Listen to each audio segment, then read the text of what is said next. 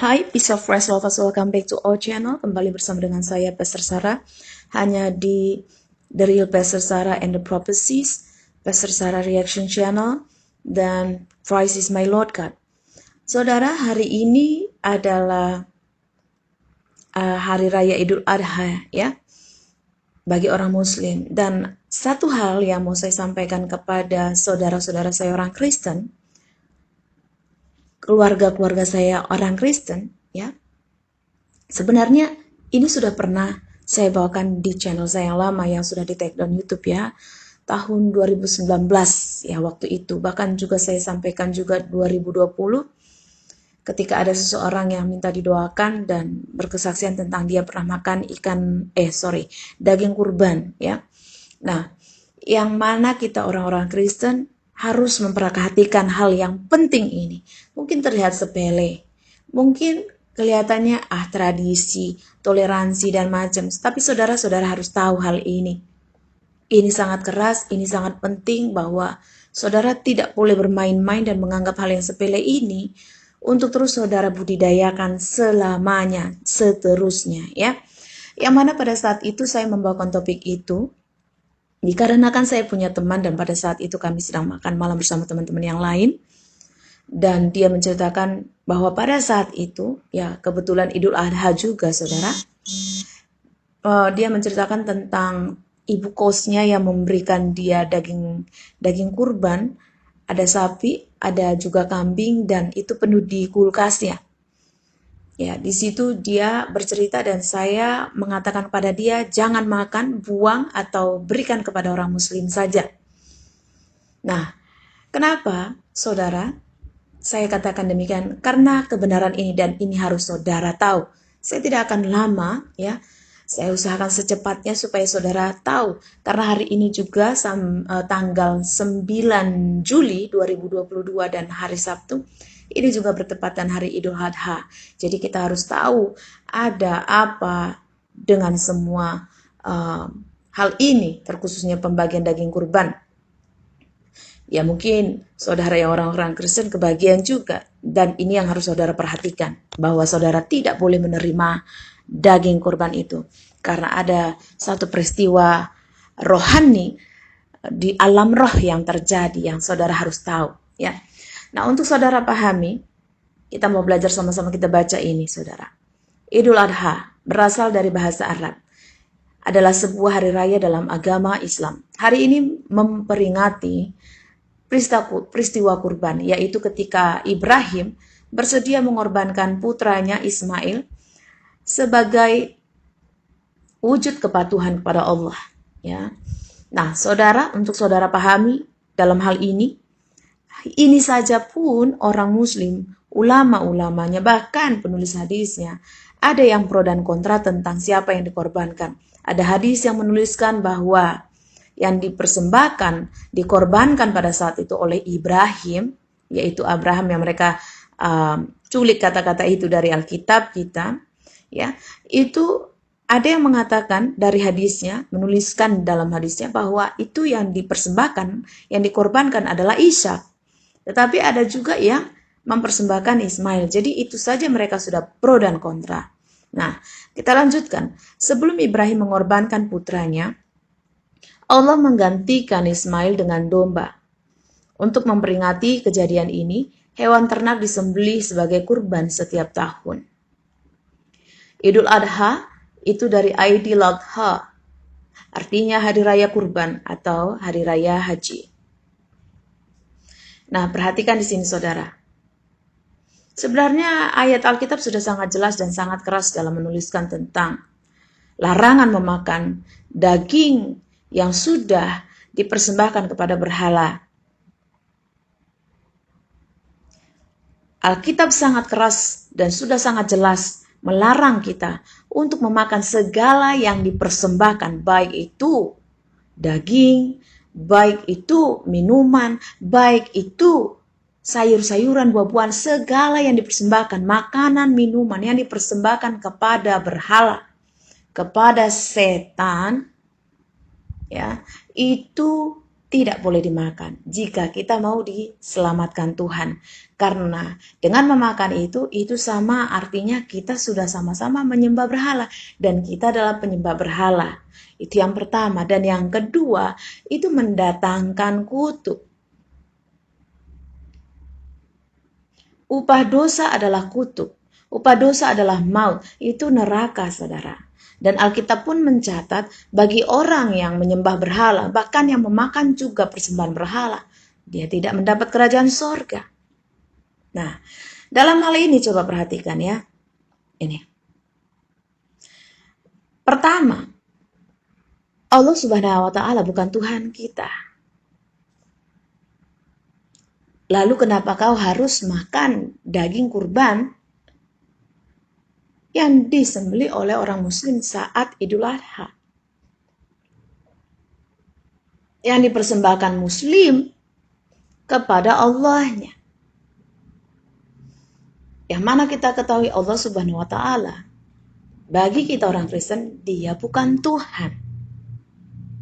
Kalau bukan Tuhan, saudara pasti tahu siapa dia. Dan bagaimana mungkin saudara bisa memakan persembahan yang sudah dipersembahkan kepada Allah Subhanahu wa Ta'ala ini terlebih dahulu, baru kemudian kau makan. Karena sebelum muslim itu menyembelih, mereka mengucapkan doa-doa, mantra-mantra. Nah, lihat ini saudara. Dan yang kedua, tentang bagaimana mereka memperingati Idul Adha, bagi kita itu adalah suatu kebohongan, suatu dusta bagi kita orang Kristen. Karena tidak ada, dan kita tidak mengakui dan tidak ada tercatat dalam sejarah juga. Iman Kristen kita juga tidak mengatakan bahwa Ismail yang dipersembahkan oleh Ibrahim. Iman kita berkata bahwa Abraham mempersembahkan Ishak, karena itu anak perjanjiannya.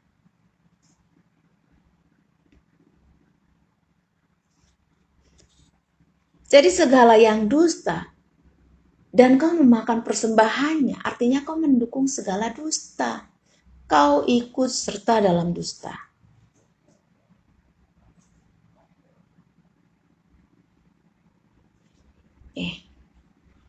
Perayaan menyembelih hewan kurban dan memberikan sebagian dagingnya kepada orang yang membutuhkan, mengunjungi keluarga dan makan bersama, memberi sedekah. Memberi sedekah. Dia memberi sedekah kepada tetangga-tetangga, dianggap dia memberi sedekah, artinya dianggap kau orang yang miskin. Apakah kau sudah tidak bisa lagi makan daging, membeli daging dengan uangmu sendiri sampai kau harus meminta-minta kepada muslim, dan itu pun uang yang itu pun daging makanan yang dipersembahkan kepada berhala. Bagi kita orang Kristen itu berhala ya, dan itu bukan penistaan. Paham saudara?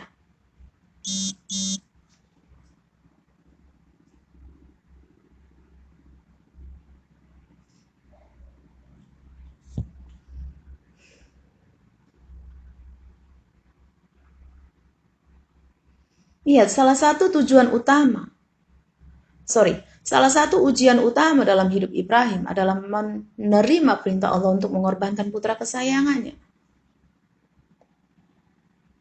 Di sini kan sudah kebohongan bagi kita orang Kristen. Mereka mengutip ayat-ayat dalam Alkitab, lalu dia pindahkan dan jadikan menjadi kitab buku, yaitu Al-Quran, dengan mengubah ceritanya. Tidak pernah sejarahnya Ismail itu menjadi anak kesayangan Abraham. Paham, saudara? Nggak mungkin anak seorang dari pembantunya, budaknya, menjadi anak kesayangan daripada istrinya yang dia cintai bertahun-tahun, sampai tua baru kemudian dia mendapatkan penggenapan janji Tuhan bahwa dia akan mendapat keturunan dari keturunannya sendiri.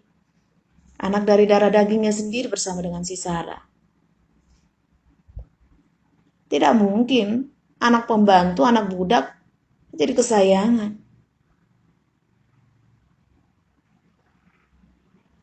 Dan saudara tahu, menurut iman Kristen kita, Alkitablah kebenaran, bukan Al-Quran.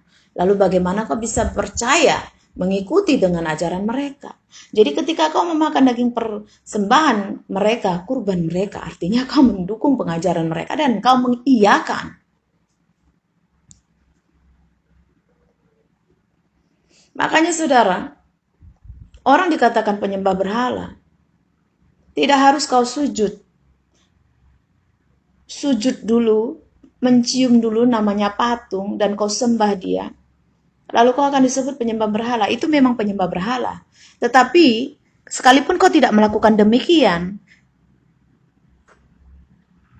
kau bisa menjadi penyembah berhala jika, yang pertama, ketika ada orang penyembah berhala, melakukan penyembahan kepada berhala, dan kau ada di situ, walaupun sekedar kau ikut-ikutan, hanya meramaikan suasana, bikin keseruan, itu sama dengan kau menyembah berhala. Yang kedua, ketika ada para penyembah berhala melakukan ritual-ritual sembah-sembahan berhala mereka, dan mereka ada membaca-baca doa, dan kau cuman, walaupun kau hanya mengatakan amin, amin, cuman ngikut-ngikut doang, itu sama dengan kau sudah menjadi penyembah berhala. Ketiga, ketika ada beberapa penyembah berhala melakukan ritual penyembahan kepada berhalanya, dan kemudian memberikan persembahan berhala kepada mereka, kepada sesembahannya yang berhala itu, lalu memberikannya kepadamu dan kalian memakan menikmatinya, itu sama dengan kau sudah menjadi penyembah berhala. Jadi kau pikir, jangan berpikir sesimpel itu.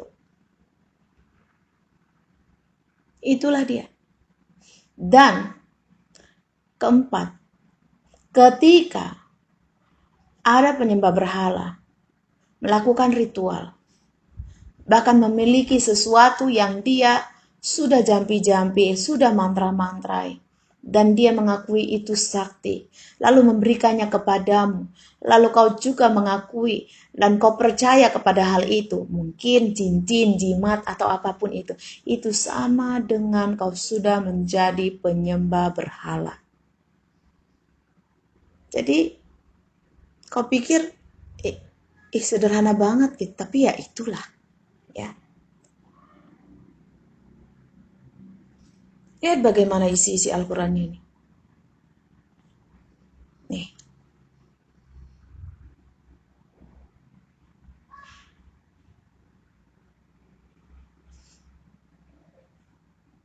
Itu semua pengagungan kepada Muhammad. Yang mereka lakukan apa yang dikatakan Muhammad.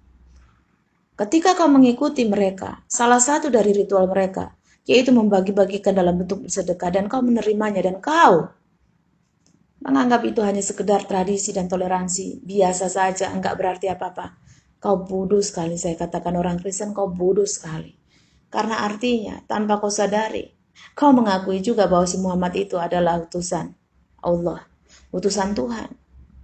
Kau mengakui bahwa si Muhammad itu adalah nabi, nabi utusan Tuhan. Dan kau mengakui juga bahwa Allah Subhanahu wa Ta'ala adalah Tuhan. Secara tidak langsung kau mengakuinya. Makanya saya katakan kau bodoh kalau kau mengikuti hal itu.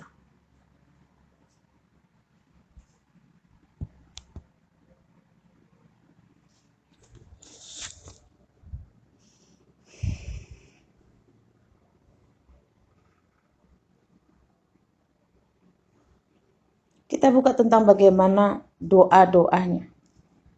Apa doanya?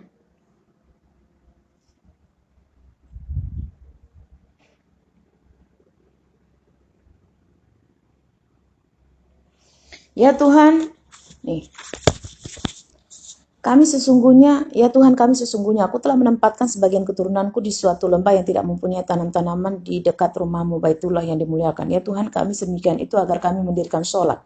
Maka jadikanlah ganti sebagai manusia, cenderung kepada mereka dan berzikirlah, beriskilah mereka dari buah-buahan, mudah-mudahan mereka bersyukur. Saya mau tanya, apa kau juga ikut berjanji? Inilah doanya.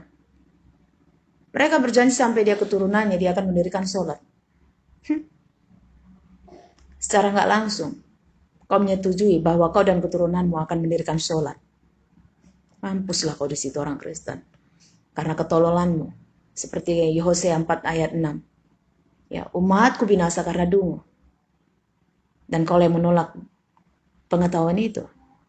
Dan Tuhan adalah sumber pengetahuan dan kau menolaknya. Bagimu, biasa aja, nggak ada artinya. Ini artinya. Ini bicara soal perkara roh yang tidak kelihatan oleh matamu, tapi itu yang sedang terjadi. Ini yang dikatakan juga, apa yang kau ikat di sorga, terikat di bumi. Apa yang kau lepaskan di bumi, terlepas di sorga. Kau melepaskan keselamatanmu di bumi, terlepas di sorga. Dengan kau melakukan dan mengikuti apa yang mereka lakukan, yaitu memakan daging kurban yang persembahkan kepada Allah Subhanahu wa taala. Itu sama dengan kau sudah menukarkan keselamatanmu tanpa kau sadari.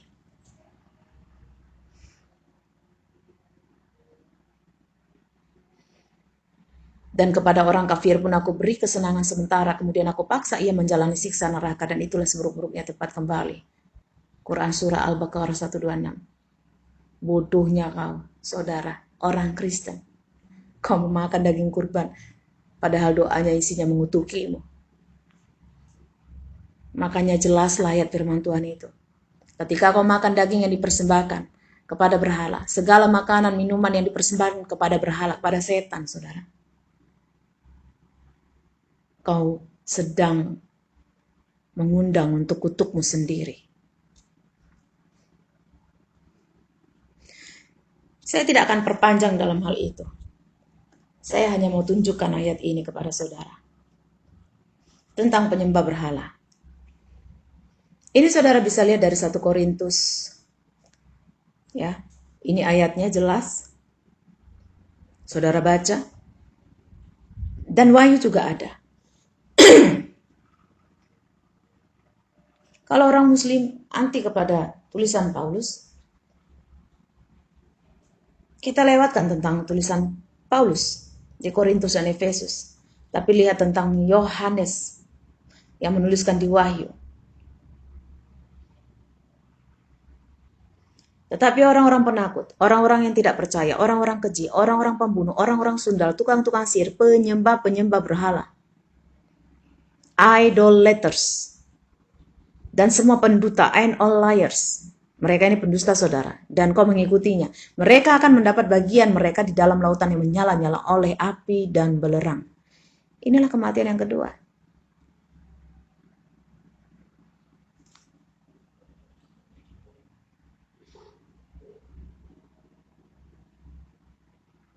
Tetapi anjing-anjing dan tukang-tukang sihir, orang-orang sundal, orang-orang pembunuh, penyembah-penyembah berhala, idolaters, and whosoever loved and make the lie. Dan semua orang yang mencintai dusta dan yang melakukannya tinggal di luar. Kita baca dari ayat 14, diberkatilah mereka yang membasuh jubahnya. Mereka akan memperoleh hak atas pohon-pohon kehidupan dan masuk melalui pintu-pintu gerbang ke dalam kota itu. Itu bicara soal surga. Ya, makanya dikatakan tinggal di luar. Artinya tidak mendapatkan kerajaan surga. Tidak bisa masuk. Siapa tadi saudara? Penyembah berhala dan pendusta. Bagi orang Kristen, kita mengakui bahwa Yesus Kristus adalah Tuhan dan Juru Selamat kita satu-satunya, tidak ada yang lain. Lalu kenapa kenapa kau mengikuti tentang ritual mereka, tentang Idul Adha dan pembagian korban dan memakan kurban itu. Kurban dari Idul Adha yang mereka sembelih di saat Idul Adha dengan doa-doa, mantra-mantra itu. Artinya kau mengakui bahwa ada Tuhan lain, yaitu Allah Subhanahu wa taala. Dan kau mengakui Muhammad adalah Nabi utusan Tuhan. Dan tanpa kau sadari, kau sudah mengikatkan dirimu kepada pekerjaan setan. Di alam roh, kau sudah mengikatkan dirimu kepada berhala, kepada pekerjaan setan, dan akhirnya kau binasa. Jadi bukan Tuhan yang membuatmu binasa, kau sendiri yang memberikan dirimu dibinasakan.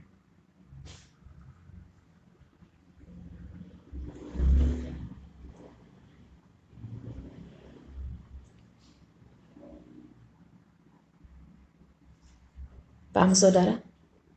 Karena soal makan persembahan berhala, ini sudah ada dari zaman Perjanjian Lama.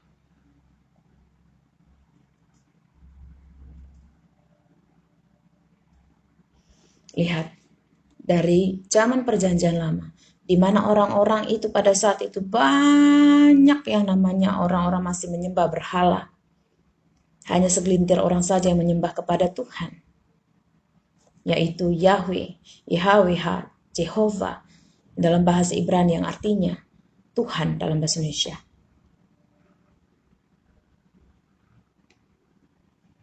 God dalam bahasa Inggris. Lihat bagaimana itu mereka hidup di situ dan bagaimana apa yang terjadi, saudara, kutuk.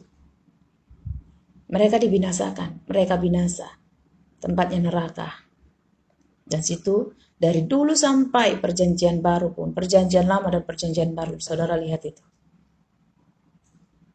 Sudah sangat jelas larangan memberi persembahan kepada berhala.